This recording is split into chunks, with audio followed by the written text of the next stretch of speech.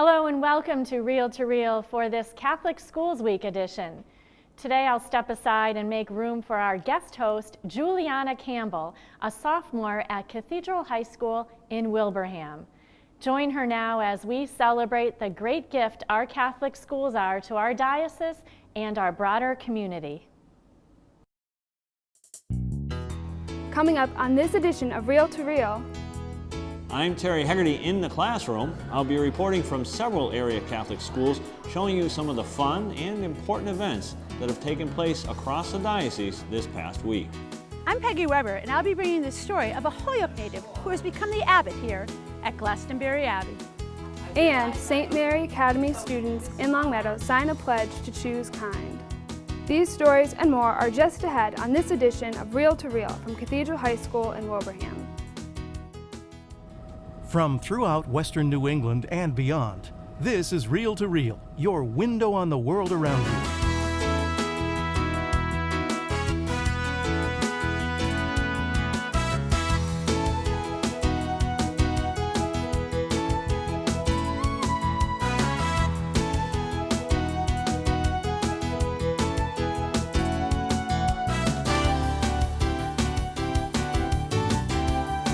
Hello, welcome to Reel to Reel. My name is Juliana Campbell and I'm a sophomore at Cathedral High School here in Wilbraham. I'm really happy to be your host today, but it's freezing, so let's head inside. Come on.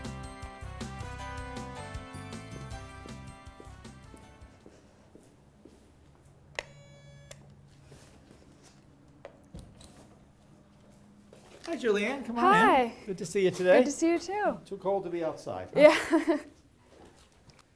Well, come on in, Julianne. This is certainly cold out there today. Yeah, it's freezing. So how's Catholic Schools Week going for you? It's great. It's been Good. excellent. You're enjoying it? Yes, That's it's really great. Well, fun. I'm glad you brought these people in to give them a tour of the school. Yes. I hope you enjoy it. Thank you. Take care.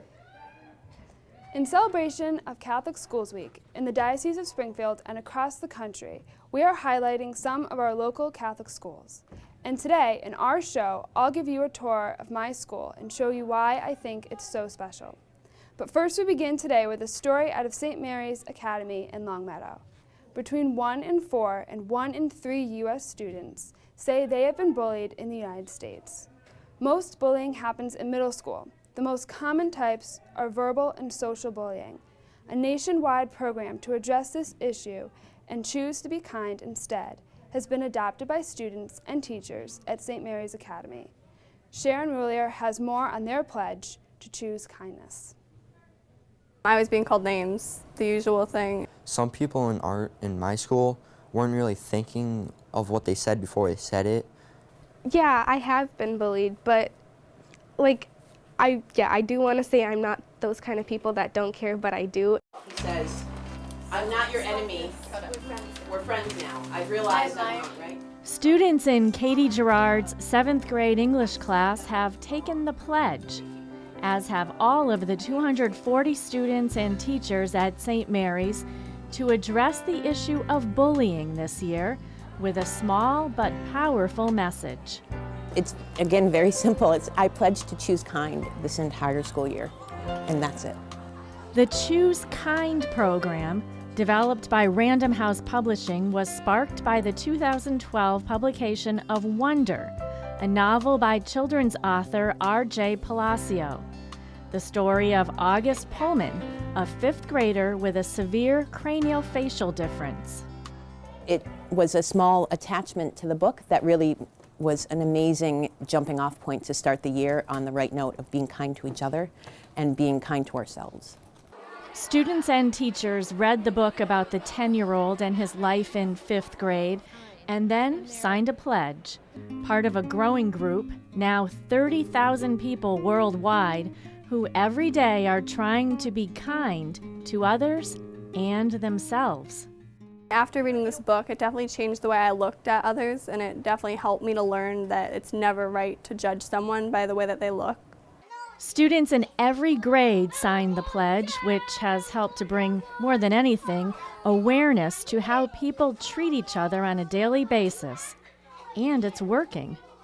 More people than not, they think before they say something, and it just comes out a lot nicer than what they said before.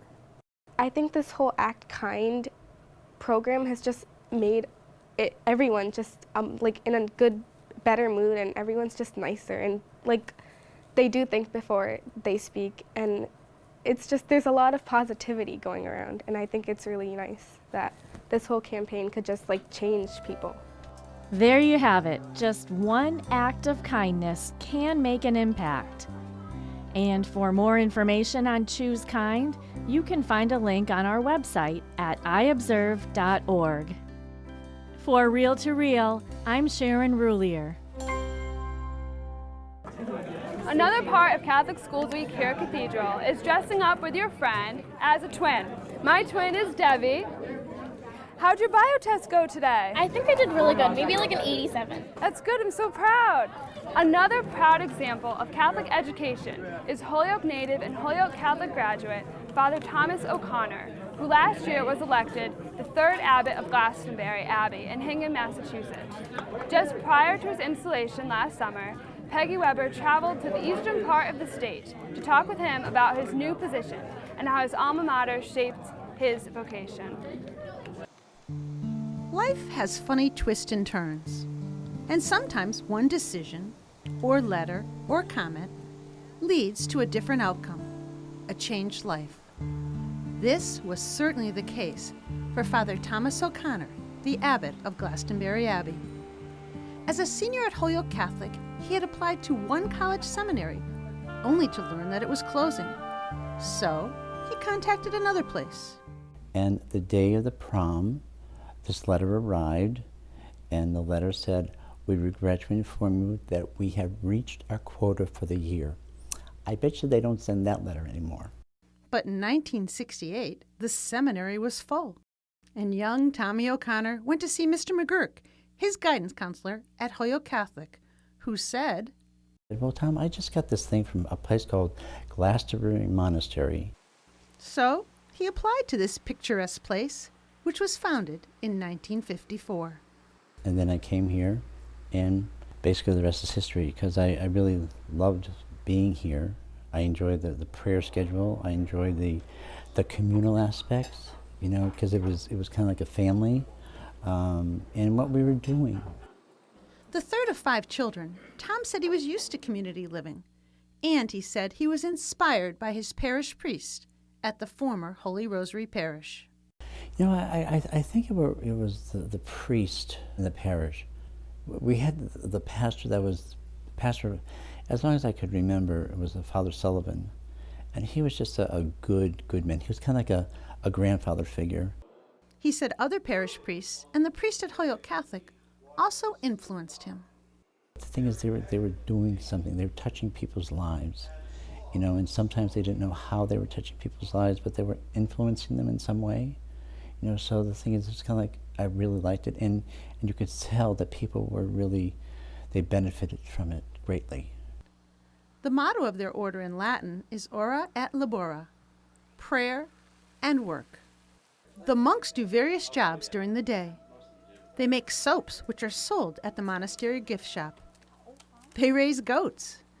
They tend several gardens and share their property with neighbors for a community garden. They also host retreats and offer theological courses and prayer workshops. But always there is the ringing of the bell and the call to prayer. I think for us, having 5 individual times of prayer a day, I think it really refocuses you. And lead us not into temptation. Abbot Thomas says his life has changed in the 42 years of being a monk. He has had many kinds of work, vocation director, retreat director, and currently working with inmates at Bridgewater State Hospital. In August, the formal ritual of the blessing of an abbot was held at the Abbey with Cardinal Sean O'Malley presiding. When young Tommy O'Connor came here to Glastonbury Abbey 42 years ago, he was willing to give it a try. Since that time, he has found it to be a place of peace, prayer, and companionship. It has become his home. Still, Abbot Thomas says he is still in awe of how he was led to where he is now. When asked if he thinks about how his life was changed so radically, by a conversation with his guidance counselor, he replies, always. And it's in one sense scary, simply because I look back, I think when I made my silent vows and when I was ordained, like 20 years later, that it was kind of like, what's this all about? And was God's hand in this when Mr. McGurk gave me that card about this Glastonbury monastery? Abbot Thomas says he invites all to his beloved monastery. It has been a great place for him, and he wants to share it with others. And at the end of his interview, he also was asked if there was anything else he wanted to say. Yes, he said. And to all the people in Holyoke, which is a place close to me, to my heart, thank you. Because it was just a great place to grow up in, and especially the Flats. That was a super community, so thank you. And as Abbot Thomas begins his new role, he knows he will have many challenges. On this beautiful day, though, he is a grateful son of Holyoke who thanks his hometown and his God for a very blessed life. For Real to Real, I'm Peggy Weber. And you can learn more about Glastonbury Abbey and the opportunities for spiritual enrichment by going to iobserve.org and clicking on the Abbey link. Still to come on Real to Real, more on Cathedral High School's temporary home in Wilbraham, and Terry Hegarty brings us some of the highlights of Catholic Schools Week celebrations in the Diocese of Springfield. These stories and more are just ahead on this edition of Real to Real from Cathedral High School in Wilbraham.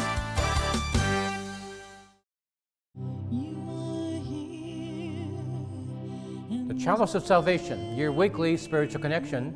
I'm Passionist Brother Terrence Gale and your Chalice host, inviting you to take time out of your busy life to celebrate God's goodness with us each Sunday morning. This week, Monsignor Ronald Yarjo joins us as we celebrate the great feast of the presentation of the Lord. The Chalice of Salvation, your spiritual connection, Sunday morning at 10, right here on 22 News WWLP. Smartboards, iPads, computer technology, care of creation, the arts, faith development, sports and fitness, community service. These are your Catholic schools for the 21st century, constantly raising the standards to provide a quality education to their students. Ever changing and adapting, but constant in their values to provide caring and nurturing communities with Christ at the center. Come see today's Catholic schools, where students learn about science and matter, and where they also learn about what really matters.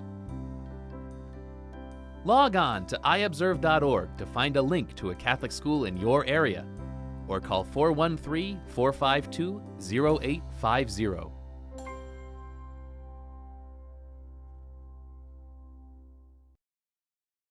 This is our temporary location here in Wilbraham. Our original building was destroyed in 2011 by a tornado, but our community is still strong and vibrant. You may have heard the news. The Cathedral High School was voted Best Private School in the Springfield Republican Reader Raves, and also one of our teachers, Mr. Jeremiah Begley, was voted Best Teacher. Joining me is Mr. Begley, who teaches a lot of subjects here at Cathedral. Congratulations. What do you think of these honors? Well, thank you. Aristotle always said that we shouldn't seek to win honors and awards, we should seek to deserve them.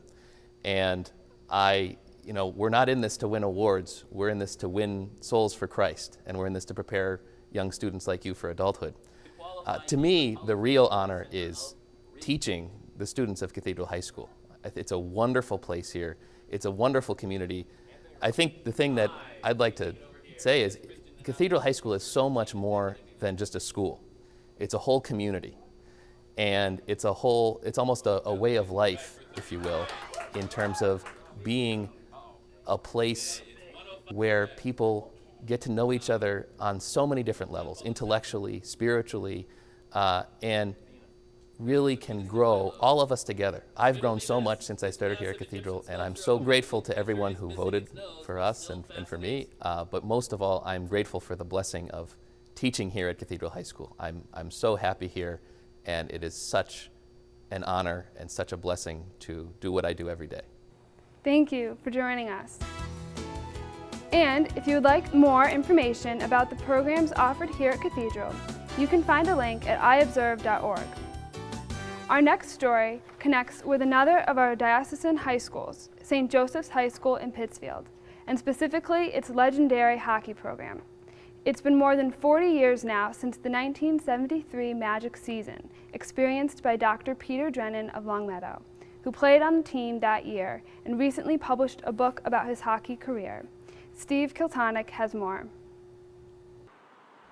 The Hampden County Physician Associates in West Springfield is where Dr. Peter Drennan spends much of his waking hours. The Longmeadow resident has been in private practice in internal medicine for nearly 30 years.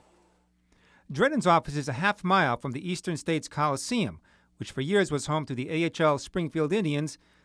It was in this hallowed hockey arena in 1973 that Pete Drennan played his most memorable games for the St. Joseph Crusader hockey team, a squad that battled all the way to the state title game. In 2012, Drennan wrote about his hockey career, high school experience, and that Magic season in a book entitled 16, An American Hockey Story. Drennan's first memory of organized hockey was around age 6 at the Boys Club in Pittsfield. It was here that Carl Moffat, a Canadian, was brought in to run a new youth hockey league. From Moffat, Drennan learned the basics of hockey. He taught us those skills. He really focused on, stick handling, passing, the proper technique, skating. At St. Joseph High, he would also play soccer and baseball. It was only in the fall of 1969, his freshman year, that the school formed its first hockey squad.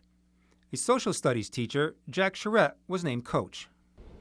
Jack was all about conditioning, really hard conditioning. That was what he was like. He wanted to push as hard as he could. There was a really good sense of humor. He knew how to relate to all the young players. He understood personalities. He knew how to get people, to laugh. And believe me, we had to laugh because we didn't win any games the first 2 years. We didn't win any games. Despite the losses, Charette instilled a winning attitude, and the players believed in themselves. During Drennan's junior year, things began to turn around. St. Joe's won 3 games, and Drennan was all-league as a forward. Going into the 1972-73 season, there was cause for optimism. A strong sophomore and freshman class emerged, which included Drennan's brother Paul. And Bobby Shea, Drennan's first cousin, proved to be a consistent scorer. Charette also asked Drennan, one of the tri-captains, to switch to defense. The team looked so young, the Berkshire Eagle coined them the Choir Boys, and the team's first line, the Communion Line. It was a team that was coming on. It was very well conditioned. It was really committed. The lines were gelling. St. Joe's won 14 games during the regular season. Drennan was the Iron Man, rarely coming out of a game. The Crusaders won the Hennessy Division over arch-rival Pittsfield High and entered the state tournament. They first overwhelmed Commerce of Springfield 7-0, and then won the Western Mass Division II title by routing East Hampton 7-2 before 5,500 fanatical fans at the storied Eastern States Coliseum, now part of a bygone era. Smoke-filled arenas, popcorn, all over the aisles, and it had a special atmosphere about it. A few nights later, again in the Coliseum, St. Joe's defeated another group of Crusaders, Central Division champ Notre Dame of Fitchburg, 4-2 in an exciting, hard-fought battle. On March 20th, 1973, St. Joe's took on Easter champ Wayland for the Division II state championship. The game was played at the brand spanking new Springfield Civic Center, which today is known as the Mass Mutual Center. Wayland was a powerhouse squad and had beaten several Division I opponents during the season. And after the first period, the Crusaders were outmatched, and it appeared as if their dream season of a state title was slowly fading. Outshot 10-4, St. Joe's was lucky to be down only 1-0. In the second period, St. Joe's stormed back. Drennan scored the tying goal on a power play, and the game turned around. Shea got a breakaway to go up 3-2. The Communion line scored the final goal, and St. Joe's hung on for a 4-3 victory, and with it, the mythical state title. I think it's that chemistry, that we came together, that we played as a team, that we really believed, that there was a total unselfishness. At the end of it, it was joy, it was elation. Today, the trophy from that championship season can be found in the school hallway among all the other St. Joe sports hardware. A bit tarnished, perhaps, and missing part of the hockey stick, but there to inspire future generations of hockey players. Pete went on to play hockey at the Hill, a prep school, but gave it up at Providence College to pursue medicine. Drennan, married now with 3 children of his own, says the lessons learned on the ice during those formative years have never really left him. That's what this story is about, the character formation of a young athlete and how important that is to how you're going to carry that out in what you do later on. That doesn't leave. The player doesn't totally leave. It was a real meshing of that entire community of Pittsfield. A story of people pulling together, great coaching. All I could say is I felt blessed. And it's okay if the team got a little help from above. Believe me, God's in hockey rinks. He's in locker rooms. It's not a place he doesn't go. He wasn't far away. He wasn't too far away at all. Every so often, Pete Drennan will take the short trip down Memorial Drive and go through Gate 2 to the Coliseum. It's a constant reminder of the 1972-73 season and that championship team. For a few moments, he can reminisce a bit, hear the crowd, and once again be number 16, anchoring the defense on that team of destiny, the St. Joseph Crusaders. For Real to Real, I'm Steve Kiltonic. And Dr. Drennan says he will always be grateful for those who made that championship season possible. The coaches, the fans, the parents, the faculty, and all those living and those now gone. And of course, I should send a shout out to the Cathedral High hockey team, which is 10-2 so far this season. Go Panthers! For our final story today, we visit a sampling of events held to mark Catholic Schools Week, an annual event that began nationwide 40 years ago. Locally, a great number of activities took place to get students, parents, and the community more involved in Catholic schools. Terry Hegarty now has a look at some of the highlights of Catholic Schools Week in the diocese. Every day of the academic year, Catholic school students have the opportunity to grow in faith and knowledge. But once per year, Catholic Schools Week, a national event held each January, celebrates Catholic education and gives the public a glimpse into these school settings. Saint Marie, Mère de Dieu, priez pour nous pécheurs, maintenant et l'heure de notre mort. Amen. In the Diocese of Springfield, more than 4,000 students attend the 18 Catholic schools. We believe we educate students to become good citizens, and that is our goal. So we have the help of all these different people. We want to honor, recognize them, invite them in, and let them know that all that they're investing is doing great rewards for everyone. This was the 40th year that Catholic Schools Week had been celebrated in the United States. As always, we look at the entire situation within a school. So we pray together, we study together, but we play together as well. So the students will have all types of activities. A special Chalice of Salvation Mass featuring students from Longmeadow's St. Mary Academy was held to kick off the week. With the Holy Spirit. Later in the week, Bishop McDonald traveled to St. Rose de Lima Parish in Chicopee for a Mass with the St. Joan of Arc school community. Events will be held all year long as the community celebrates its centennial. St. Joan of Arc is a special place because it has a lot of communities coming together. It's coming from St. George and from a lot of people from Holy Name, and a lot of people are coming here because it's really cool. Miss Paula Jenkins says that praying together is very important. I think that giving the children an opportunity to celebrate their faith every day, and not just in one class, not just in religion, but throughout the day, for whatever class that they go to, that's very important. And it gives them a sense, again, of belonging to a larger faith-based community. It's a nice feeling because I know Jesus is always right by my side, helping me through the day. So if I'm in trouble, he'll help me through that. He'll forgive me for what I've done.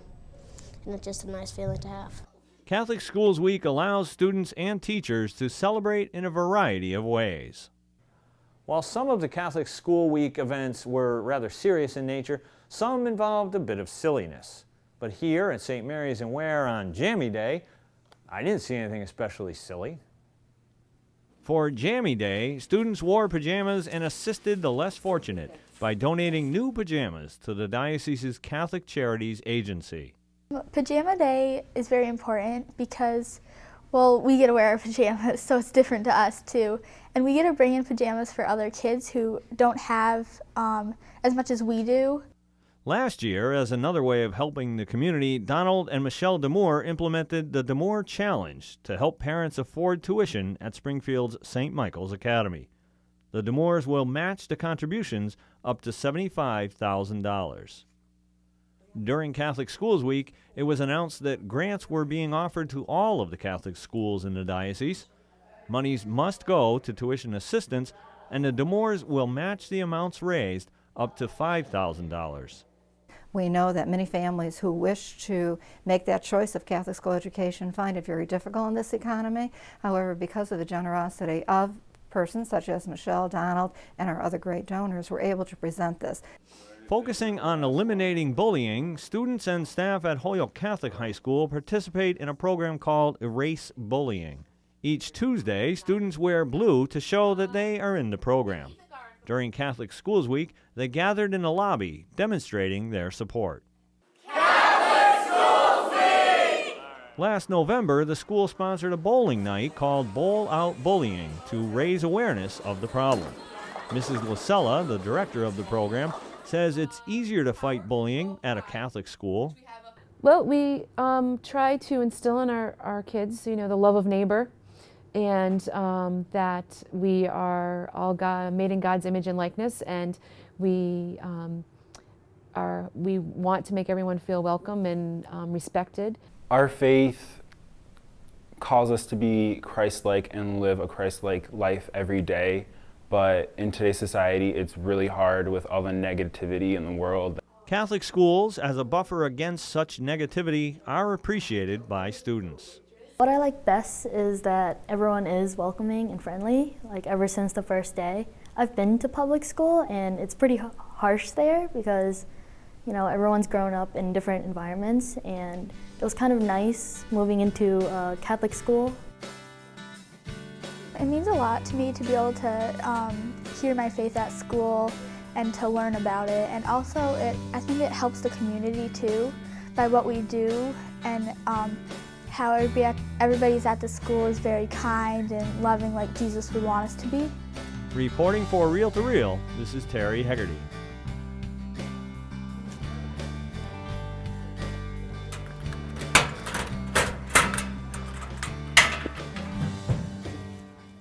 And in case you didn't know, Terry Hegarty is a proud graduate of Cathedral High School.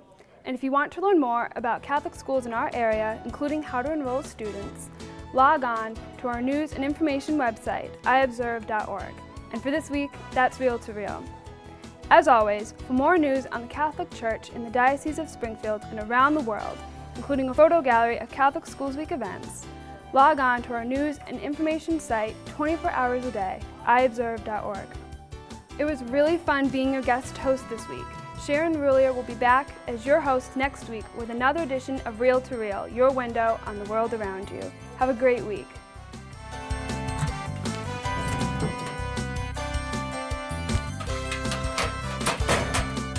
Real to Real is a production of the Catholic Communications Corporation, funded in part by the annual Catholic Appeal, and the support of you, our faithful viewers.